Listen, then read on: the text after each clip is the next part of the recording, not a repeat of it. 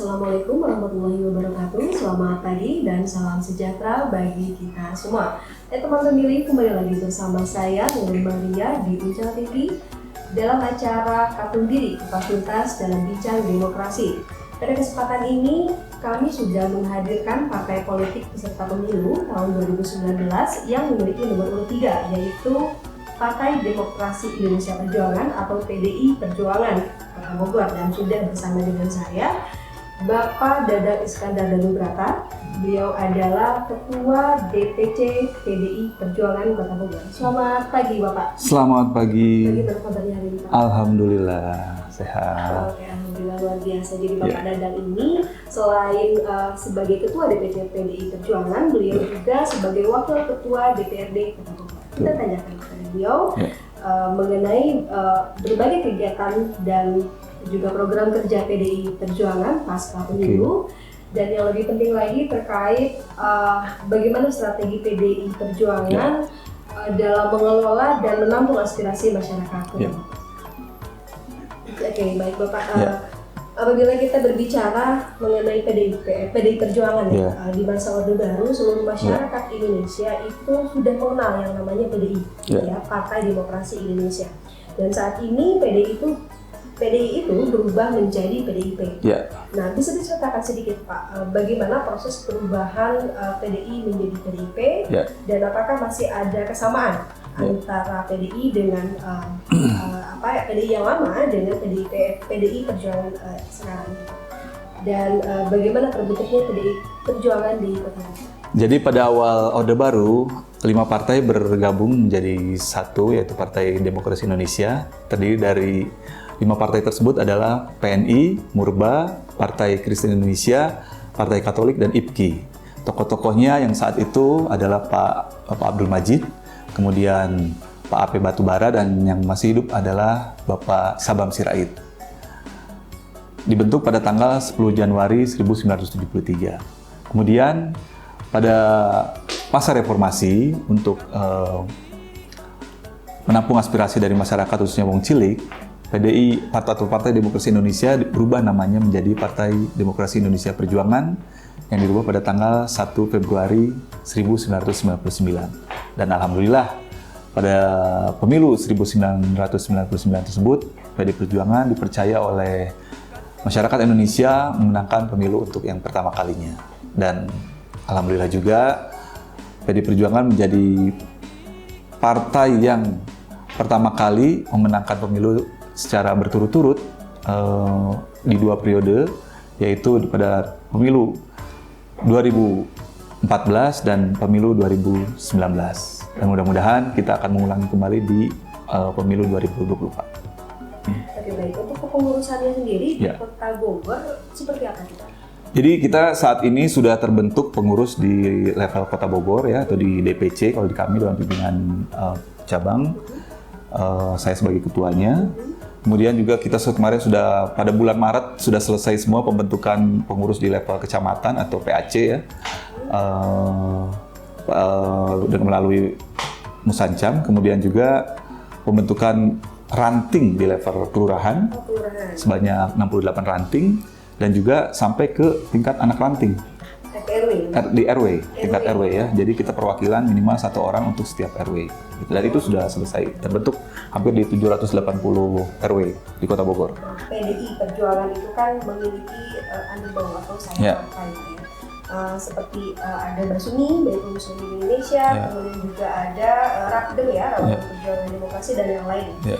Partai PDI Perjuangan ini memiliki selain struktural inti di level baik tadi level kota, level kecamatan, ranting maupun level RW, kelurahan dan RW, kita juga membentuk sayap partai yang tujuannya adalah untuk membantu partainya dalam mengembangkan atau dalam merekrut suara-suara yang memang tidak bisa dimasuki oleh partai. Kadang-kadang kan masyarakat ini ada yang sudah anti duluan kalau yang datang ini orang partai misalnya gitu kan, untuk segmen-segmen tertentu. Sayap partai di kita itu ada beberapa satu yang resmi itu adalah tadi bukan Basumi tapi Bamusi. Oh, Bamusi. Baitul Muslim Indonesia. Itu dia segmennya lebih ke agamis. Gitu Kemudian Taruna Merah Putih, namanya sudah taruna ya, berarti dia menggarap pasar di level untuk kalangan pelajar, mahasiswa dan pekerja profesional, gitu kan. Kemudian ada Repdem, ya, itu lebih ke aktivis biasanya, yang memperjuangkan melakukan advokasi bagi masyarakat. Kemudian ada juga BMI, Banteng Muda Indonesia, itu juga hampir sama dengan TMP, dia lebih bergerak di anak muda, itu dengan kegiatan-kegiatan untuk anak muda, seperti itu. Dan ada lagi yang namanya Ganti, itu khusus memang untuk nelayan dan tani. Gitu. Nah, sayap-sayap partai ini kita bentuk tadi untuk melebarkan suara partai untuk kalangan-kalangan tertentu yang tidak bisa dimasuki oleh partai terlebih dahulu. Jadi kita secara soft lah masuk ke sana supaya bisa merekrut mereka tidak langsung berhubungan dengan partai. Biasanya kalau kader-kader partai, misalnya kader muda itu kita undang atau kita bikin kegiatan melalui sayap partai yang kegiatannya tersebut juga tidak langsung berbau partai, tetapi lebih ke have fun, seperti misalnya pagelaran musik, gitu kan. Kemudian pagelaran kebudayaan, kemudian juga sifatnya intelektual seperti seminar-seminar, seperti public speaking, pembuatan kaderisasi, tapi lebih ke sifatnya profesional gitu. Nah di sana, tapi kita selipkan lah pesan-pesan partai tentang ideologi partai, tentang pentingnya kita berorganisasi dan segala macam seperti itu. Dan kita berharap nantinya melalui sayap-sayap partai itu sudah kita bentuk anak-anak muda yang punya ideologi yang kuat, kemudian juga cara berorganisasi yang sehat gitu ya. Yang akhirnya pada saat nanti mereka masuk ke dalam struktural partai inti, mereka sudah siap. Gitu. Jadi itu juga salah satu pola mungkin pendidikan politik ya, yang diberikan oleh partai. Betul. Kader partai seperti itu. Oke, baik. Sebenarnya PDI Perjuangan ini ingin Kota Bogor ke depannya seperti apa sih? Kita sama-sama lah, sama dengan partai-partai yang lain, saya yakin ya bahwa kita yang pasti tidak lepas dari tujuan kita berpartai, khususnya untuk PDI Perjuangan, tujuannya adalah ingin mewujudkan masyarakat adil dan makmur sesuai dengan cita-cita proklamasi 1945. Kalau kita kecilkan lagi dengan Kota Bogor, ya pasti kita menginginkan masyarakat Kota Bogor ini yang hidup sejahtera, adil makmur, saling hormat menghormati tanpa membedakan latar belakang SARA terutama gitu ya, dan menjaga Kota Bogor ini tetap sejuk, tetap tertib dan aman di Kota Bogor. Jadi masyarakat merasa tinggal di Kota Bogor ini hidup nyaman lah gitu. Gitu seperti itu. Bagaimana PDI Perjuangan merealisasikan? Yang pasti kami menginstruksikan kepada kader-kader kami ya, dalam konteks ini pengurus inti, baik pengurus inti di level RT, di level RW, di level kelurahan maupun sampai tingkat kotanya ini untuk turun ke masyarakat, mendengar aspirasi masyarakat, kemudian kita memperjuangkannya. Seperti itu. Dan itu pun dilakukan oleh sayap-sayap partai kami. Gitu. Setiap ada permasalahan di masyarakat, pasti kita akan dengarkan, kemudian kita dengar dulu, lalu kita perjuangkan, dan kalau insya Allah kita bisa realisasikan apa yang menjadi aspirasi masyarakat tersebut itu. Dengan pola-pola seperti itu, saya yakin masyarakat juga bisa menilai lah, mana partai yang benar-benar bekerja untuk mereka, mana yang cuman jargon-jargon saja. Karena sekarang masyarakat Kota Bogor khususnya ya, yang dari segi intelektualnya sudah cukup tinggi gitu kan, pasti bisa menilai loh mana partai yang benar-benar bekerja untuk mereka, mana juga yang hanya janji-janji surga doang gitu kan istilahnya. Jadi mereka udah nggak mau di PHP lagi intinya. Gitu. Itu dilakukan secara berkala Pak ya? Sangat, kita lakukan tiap hari istilahnya gitu kan. Saya sebagai ketua partai mungkin hampir tiap hari mendapat laporan dari masyarakat yang minta dibantu masalah kesehatan, pendidikan, masalah pekerjaan mereka juga, kemudian permasalahan yang ada di lapangan, di tempat kerja, di tempat usaha mereka misalnya, itu kita lakukan. Jadi advokasi itu kita lakukan tidak hanya permasalahan politik saja, tetapi juga dalam kehidupan sehari-hari mereka. Gitu. Makanya pasti itu kita lakukan setiap hari. Ada orang susah masuk rumah sakit karena tidak keterbatasan kamar, ya kita bantu untuk bicara dengan direktur RSUD misalnya gitu kan, dan alhamdulillah bisa dibantu. Kemudian ada bermasalah dengan masalah BPJS-nya gitu kan, pembayarannya kita bantu. Kemudian ada masalah masyarakat Kota Bogor ini masih banyak juga yang misalnya ijazahnya ditahan oleh sekolahan karena tertunggak. Kita perjuangkan di Dewan untuk anggarannya supaya ada untuk menebus ijazah tersebut. Gitu. Jadi hal-hal seperti itu memang kita lakukan setiap hari. Tujuannya ya tadi, saya ingin masyarakat Kota Bogor itu ke depan bisa menilai benar nggak sih gitu bahwa partai ini berbuat untuk masyarakat selama ini gitu kan, atau mana yang cuman mendekati mereka pada saat di akhir saja. Dan itu sudah menjadi instruksi Ketua Umum kami kepada seluruh kadernya di seluruh Indonesia gitu, bahwa kalian sebagai kader PDI Perjuangan itu harus bekerja untuk masyarakat setiap hari, tidak hanya pada saat 5 tahun sekali saja. Dan itu saya yakin terbukti ya bahwa sampai saat ini survei PDI Perjuangan masih tertinggi di Indonesia gitu ya. Alhamdulillah itu berkat kepercayaan masyarakat yang melihat bahwa PDI Perjuangan sudah melakukan kerja-kerja politik yang bisa diterima oleh masyarakat gitu. Walaupun mungkin secara kita juga tahu bahwa serangan kepada partai kami ini luar biasa, ya kan, sampai dengan saat ini gitu kan. Tapi alhamdulillah itu tidak menyurutkan istilahnya kepercayaan masyarakat, sehingga pada saat disurvei tetap suara PDI Perjuangan ini paling tinggi. Ya, Oke, itu mungkin masuk pada salah satu program kerja Pak ya. Ya. Ini ada program kerja yang lain Pak untuk tahun ini atau untuk tahun ini? Ya, jadi kita ini kan punya pedoman ya. Kita ini punya pedoman yang namanya 5 mantap. 5 mantap itu adalah mantap ideologi. Pertama kita harus ideologinya dulu harus kuat ya, yaitu ideologi kita adalah Pancasila 1 Juni 1945. Semua kader partai harus memiliki itu semua. Kemudian mantap organisasinya. Dalam konteks ini berarti kita harus menyusun organisasi itu secara terstruktur dari level kota, level kecamatan, kalau untuk DPC ya. Yang pasti dari pusat lah, dari pusat, level provinsi, level kota, kabupaten ya. Kemudian level kecamatan, level kelurahan sampai RW. Itu jelas gitu kan. Kemudian setelah itu mantap dalam kaderisasinya.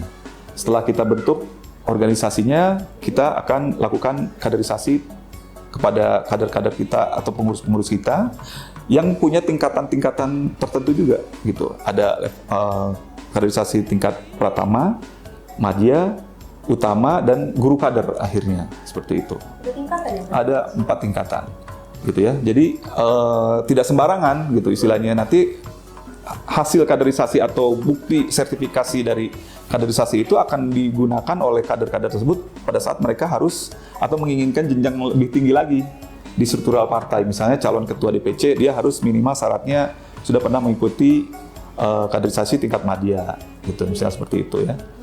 Kalau DPD udah pasti lebih tinggi lagi gitu kan. Itu harus sudah selesai semua. Kemudian juga setelah mantap kaderisasi, kita ada juga mantap sumber daya ya. Dengan tadi ada kita selain melakukan kaderisasi, kita juga melakukan pelatihan-pelatihan yang sifatnya profesional. Mungkin partai PDI Perjuangan adalah partai satu-satunya yang sudah memperoleh ISO 9001. Itu ya, dan itu se-Asia Tenggara. Partai satu-satunya yang memperoleh ISO se-Asia Tenggara pada tahun 2017 yang lalu, sejak 2017 yang lalu ya. Sampai dengan sekarang masih dipertahankan itu. Jadi dapat ISO itu gimana tuh Pak maksudnya? Ya kita dinilai oleh lembaga independen ya, bahwa segala macam kegiatan administratif di PDI Perjuangan ini sudah mengikuti standarisasi internasional dari segi pelayanannya, dari segi kaderisasinya, dari segala macamnya gitu. Dan itu panjang lah. Dan ini standarnya internasional, bukan ISO itu kan standarnya internasional bukan nasional. Dan kita adalah satu-satunya partai yang sudah memperoleh ISO 9001 itu. Jadi yang kelima adalah mantap program, di mana kita ini diwajibkan oleh DPP itu membuat program-program yang bisa dibumikan kepada masyarakat. Jadi tidak membuat program-program yang mengawang-awang. Jadi program-program itu kita harus benar-benar program-program yang real, yang bisa dirasakan oleh masyarakat dan berguna untuk masyarakat. Misalnya programnya dalam sosialisasi kesehatan kita bikin misalnya pengobatan gratis. Kemudian bagaimana memperjuangkan masyarakat mendapatkan PBCS, PBI atau yang bebas iuran bagi masyarakat yang tidak mampu, gitu kan? Kemudian tadi memperjuangkan anggaran untuk warga yang sertifikasi jasanya tertahan di sekolahan karena tidak bisa menunggak bayaran, gitu kan? Nah, program-program advokasi itulah yang lebih diutamakan oleh kita karena selama ini kita lihat masyarakat banyak berterima kasih dan juga melihat kita ini bermanfaat lah buat mereka pada saat melakukan advokasi tersebut. Gitu. Nah itu 5 mantap yang selama ini dijalankan oleh PDI Perjuangan untuk menguatkan kerja-kerja partai di masyarakat. Gitu. Oke, baik. Kalau berbicara mengenai aspirasi nih Pak, Ya. aspirasi di masyarakat itu kan cenderung heterogen Pak. Ya. Bagaimana PDIP mengelola aspirasi di masyarakat? Kita saat ini kan punya 8 wakil rakyat di DPRD Kota Bogor ya, dan kebetulan saya sebagai wakil ketua DPRD yang membawa sebagai koordinator di komisi 3 dan 4 ya. Kemudian juga ada anggota kami ini tersebar lah. Ada di komisi 1, komisi 2, komisi 3 dan komisi 4. Nah, dalam menjawab aspirasi masyarakat ini, setiap ada aspirasi pasti kita akan pastikan bahwa aspirasi masyarakat ini ada atau bisa diselesaikan oleh anggota kami yang ada di komisi berapa. Misalnya untuk masalah kesejahteraan masyarakat, yaitu kesehatan, pendidikan, gitu kan, pasti kita berikan kepada anggota kami yang ada di komisi 4 yang kebetulan ketua komisinya dari kami. Nah, kemudian juga yang masalah pembangunan, gitu kan, itu ada di komisi 3 misalkan. Nah, itu diselesaikan oleh kita berikan kepada anggota kami yang ada di sana, gitu. Jadi kalau yang sifatnya memang berhubungan dengan pemerintah Kota Bogor, pasti kita akan menyelesaikan atau menampung aspirasi tersebut yang pertama, kemudian juga berusaha menyelesaikannya melalui anggota-anggota kita yang ada di DPRD Kota Bogor, gitu. Fraksi ya. Kalau masih bisa diselesaikan di fraksi DPRD Kota Bogor. Kalau misalnya emang harus dibawa ke provinsi misalnya, kita minta anggota DPRD kita di provinsi untuk membantu menyelesaikannya. Sama gitu kan, termasuk juga dengan di level pusatnya gitu. Karena ada beberapa program yang memang tidak dimiliki oleh pemerintah Kota Bogor misalnya. Kayak misalnya pembangunan bantuan pembangunan rumah dari nol gitu atau BSPS, itu kita mau nggak mau harus meminta bantuan dari pemerintah provinsi dan pemerintah dari pusat gitu. Itu makanya kita minta melalui jalur anggota kita yang ada di sana gitu. Ya, gitu. Oke, baik. Berbicara mengenai pendidikan politik nih Pak ya. Saat ini kita masuk era milenial Pak ya. Dan hampir semua masyarakat itu sudah menggunakan teknologi. Betul. Ya. Nah, berdasarkan data kami memang penggunaan media sosial di Kota Bogor itu cukup tinggi Pak ya. Nah, strategi kekinian apa Pak yang dilakukan oleh PDI Perjuangan sehingga masyarakat milenial ini minimalnya mau terjun lah ya, atau melek politik lah Pak. Betul. Begitu. Jadi kita secara rutin juga ya melakukan webinar-webinar saat ini mungkin yang lagi ngetrennya ya. Baik itu dilakukan oleh saya partai maupun oleh struktur partai sendiri ya. Kalau untuk struktur partai itu lebih ke sifatnya ke internal lah, melalui Rakorbit atau melalui kaderisasi ya.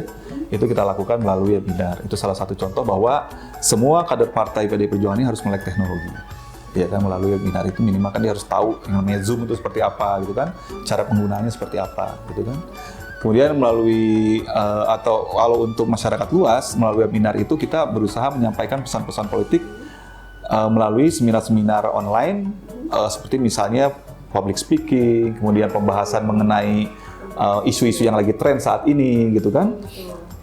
Tapi dilakukannya oleh sayap-sayap partai biasanya seperti itu. Nah di sana sekaligus juga kita memberikan pembelajaran lah, karena kadang-kadang ada pemahaman dari warga atau masyarakat yang berbeda tentang PDI Perjuangan karena mungkin belum menerima informasi yang sesungguhnya.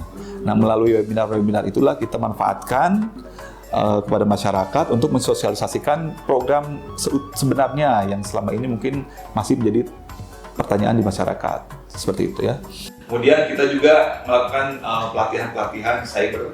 Kita malah punya tim khusus untuk cyber yang fungsinya adalah selalu mempromosikan atau bukan mempromosikan, maksudnya mensosialisasikan kegiatan-kegiatan yang sudah dilaksanakan oleh semua kader PDI Perjuangan. Di Kota Bogor juga kita punya media online sendiri, ya, yang media online sendiri ya, yang di mana kita membuat berita tentang kegiatan-kegiatan yang sudah dilakukan oleh kader-kader partai yang tujuannya untuk mensosialisasikan tadi gitu kegiatan partai kita kepada masyarakat. Nah, saya berharap dengan seperti itu ya masyarakat yang saat ini mungkin hampir 80% di Kota Bogor ini memiliki handphone atau media sosial ya, bisa membaca dan mengetahui kegiatan-kegiatan partai kita melalui media online tersebut gitu. Itu salah satu, itu bentuk-bentuk kita dari Partai PDI Perjuangan ini dalam mengantisipasi kemajuan teknologi. Bagaimana proses PDI Perjuangan dalam merekrut anggotanya? mereka cukup datang ke sekretariat kami ya di Jalan Ahmad Yani 2 nomor 4, khususnya di Kota Bogor. Jalan Ahmad Yani nomor 2. Ahmad Yani 2 nomor 4. Ahmad Yani Ya, 2. nomor 4 ya di Kota Bogor ya. Mereka cukup datang ke sana, mendaftarkan diri mereka, dan mereka tinggal mengisi formulir yang kami sediakan beserta KTP-nya, nanti kita buatkan KTA. Nanti yang lebih penting itu bukan cuma mendaftarnya, tetapi bagaimana nantinya dia benar-benar mau menjadi kader partai atau hanya sebagai simpatisan saja. Apa Gitu. perbedaannya, Pak? Kalau simpatisan sebetulnya dia tidak punya KTA juga, tapi dia cinta terhadap PDI lah misalnya. Dia hanya sebagai orang yang memang punya ketertarikan terhadap PDI Perjuangan, mau memilih sebagai PDI Perjuangan tapi tidak mau tercatat sebagai anggota atau sebagai pengurus PDI Perjuangan. Kalau kader itu beda lagi.